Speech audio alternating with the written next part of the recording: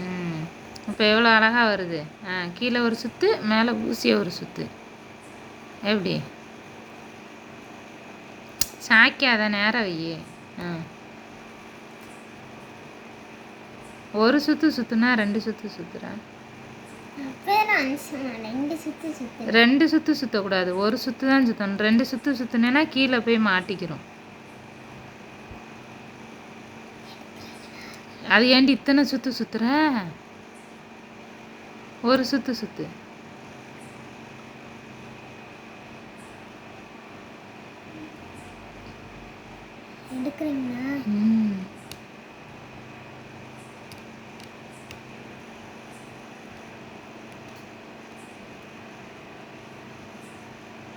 எங்க நீ போட்ட செயினா காமி?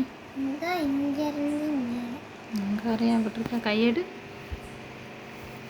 சிவஸ்ரீ போட்டிருக்க செயினை பாருங்க.